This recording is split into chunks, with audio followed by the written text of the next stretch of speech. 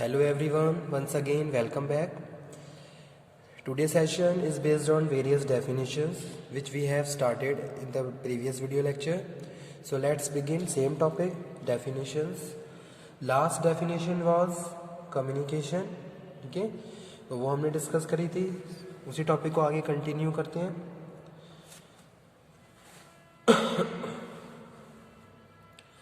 First one, आज first definition है controlling.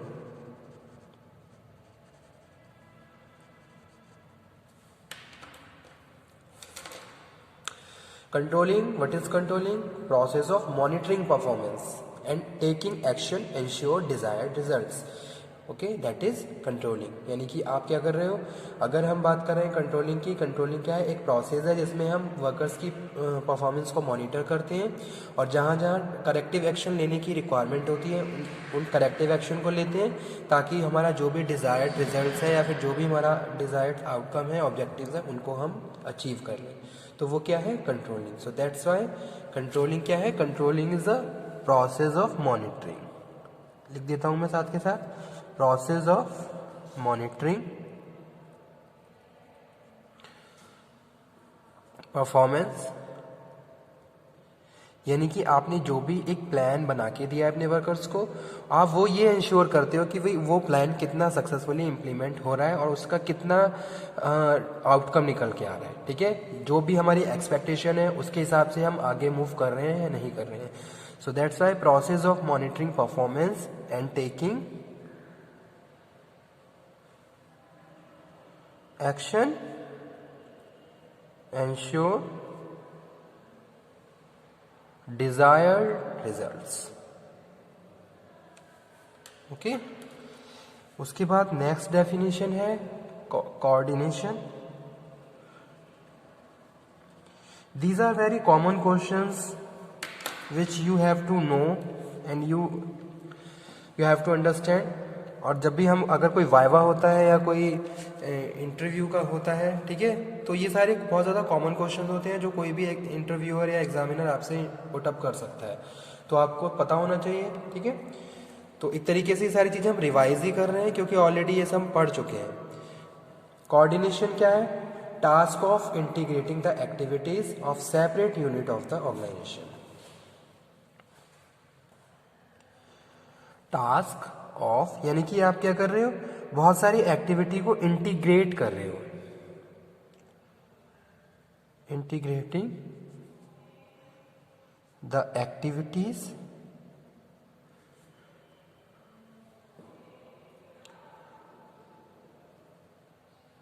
of separate units of an organization.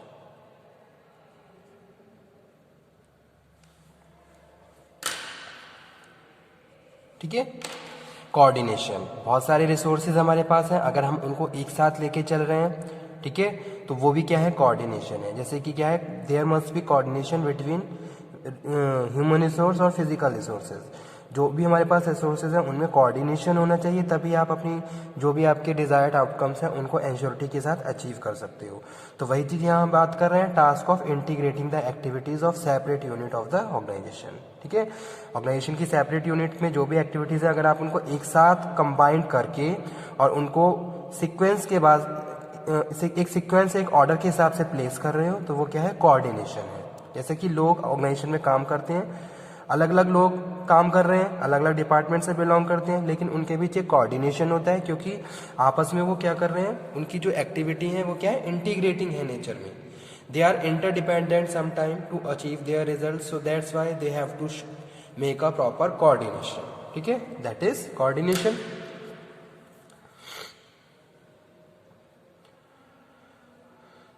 और एक तरीके से कोऑर्डिनेशन को हम सिंक्रोनाइजिंग ऑफ एफर्ट्स भी बोलते हैं कि भाई जितने भी ह्यूमन रिसोर्स हैं उनके जो भी एफर्ट्स हैं आप उनको सिंक्रोनाइज कर रहे हो ताकि आप एक साथ उनको एक डायरेक्शन में लीड कर सको और उनको एफर्ट्स को पॉजिटिवली यूज करके आप अपने जो भी ऑब्जेक्टिव्स थे उनको कंप्लीट कर सको. तो that's why coordination also refers to synchronizing of effort from the stand point of the time and the sequence of execution. Okay, उसके बाद नेक्स्ट डेफिनेशन है corporate planning. Corporate planning. Corporate planning, process of making present risk taking decision systematically. लिख देता हूं पहले, process of making present risk taking decisions systematically.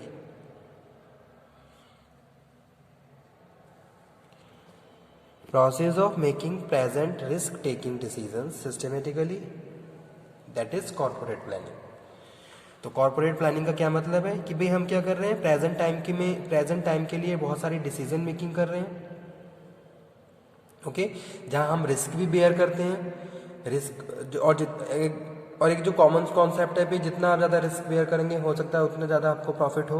तो एक risk है, process of making present risk taking decisions है, और जो सिस्टमेटिकली हम प्रोसीड कर रहे हैं that is corporate planning. Next one है कर्टसी,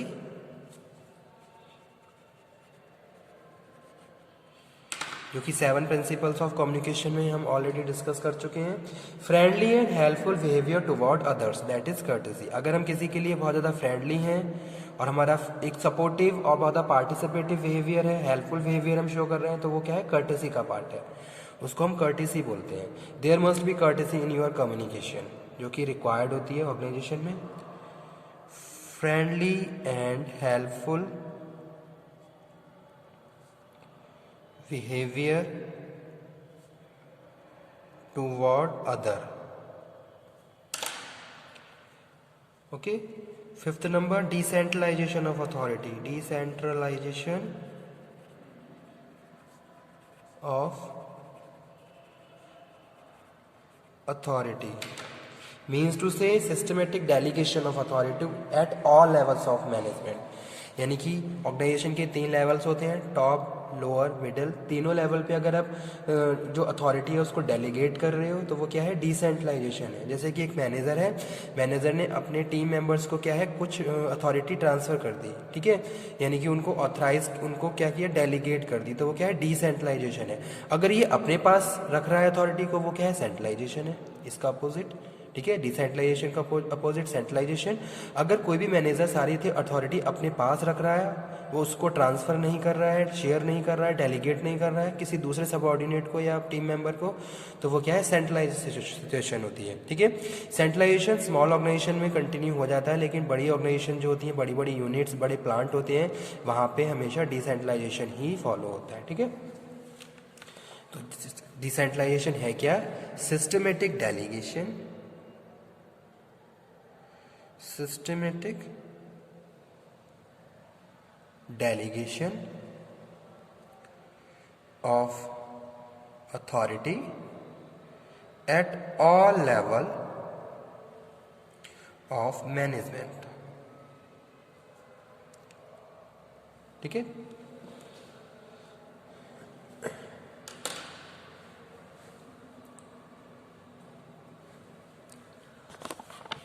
उसके बाद next decision making, 6th number पे।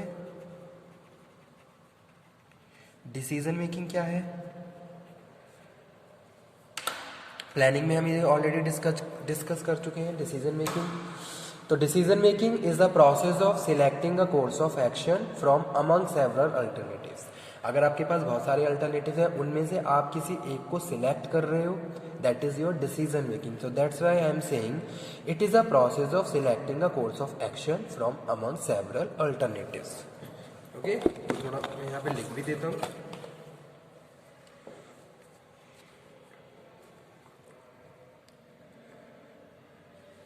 Process of selecting a course of action from among several alternatives.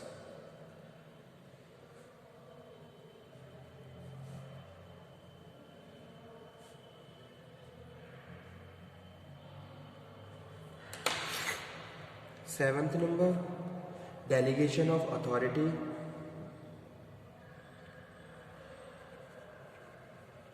Recently हमने ये टॉपिक डिस्कस किया है, डेलीगेशन ऑफ अथॉरिटी। और स्टार्टिंग में भी हम कर चुके हैं discuss. Delegation of authority to subordinate, delegation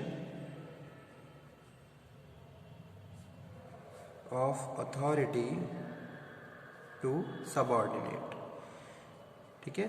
delegation of delegation of authority reduce the workload of managers. अगर कोई मैनेजर अगर अपने काम को डेलीगेट कर रहा है, अपनी रिस्पॉन्सिबिलिटी को डेलीगेट कर रहा है, अथॉरिटी डेलीगेट कर रहा है, तो कहीं ना कहीं वो अपने काम को रिड्यूस कर रहा है, अपने बर्डन को थोड़ा कम कर रहा है। तो वही क्या है, डेलीगेशन ऑफ अथॉरिटी है, delegation of authority to subordinate. 8th number पे जो डेफिनेशन है वो है, ठीक है, directing.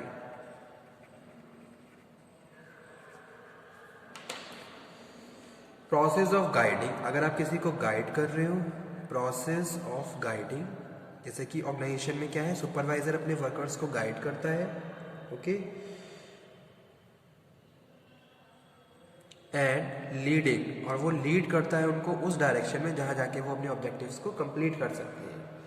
So leading to subordinate,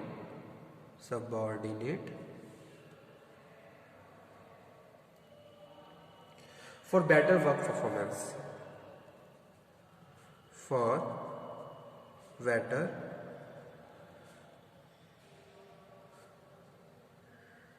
work performance. तो वो क्या है, डायरेक्टिंग है, ठीक है। किसी को गाइड करना, जैसे कि सुपरवाइजर हम ऑर्गेनाइजेशन के पॉइंट ऑफ व्यू से यहाँ पे डिस्कस कर रहे हैं। जैसे कि डायरेक्टिंग है, प्रिंसिपल ऑफ डायरेक्टिंग, जिसमें क्या करता है, सुपरवाइजर अपने वर्कर्स को गाइड करता है, एक तरीके से उनको लीड कर रहा है, ताकि जो भी हमारी वर्क परफॉर्मेंस है वो बेटर रहे, इम्प्रूव रहे, और जो भी हमारे जो डिजायर्ड रिजल्ट्स हैं उनको हम टाइम पे अचीव कर लें। तो वो क्या है, डायरेक्टिंग है। So that's why it is a process of guiding and leading to subordinate. 9th number पे जो डेफिनेशन है वो है,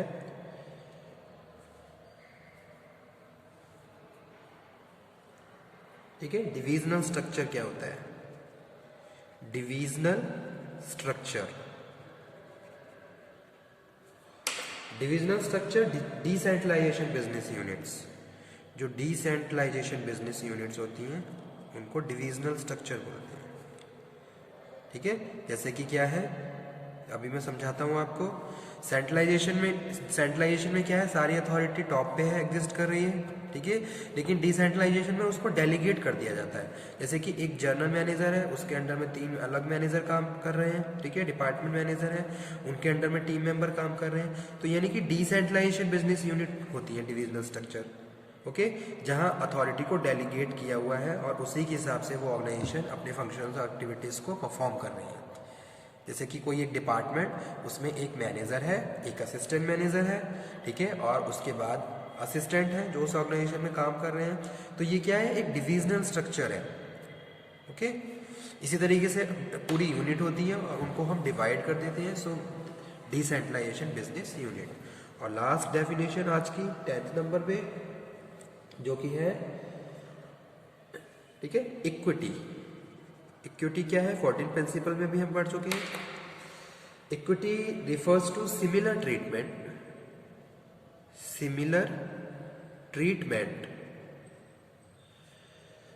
to people in similar position, pupil in similar position, ठीक है। तो ये क्या है, इक्विटी है। तो आज के सेशन को हम यहीं पे फिनिश करते हैं स्टूडेंट। ये डेफिनेशंस भी इंपॉर्टेंट है, कोई वाइवा होता है या कोई भी इंटरव्यू होता है तो ये इस तरीके के क्वेश्चन पुटअप किए जा सकते हैं। तो अगर आपने मैनेजमेंट पढ़ा है तो ये सारे टॉपिक्स आपको पता होने चाहिए, तो एक बार इनको अच्छे से प्रिपेयर कर लीजिए। नेक्स्ट लेक्चर में भी ऐसी कुछ रिमेन डेफिनेशन है जो हम डिस्कस करेंगे। Okay, thank you very much.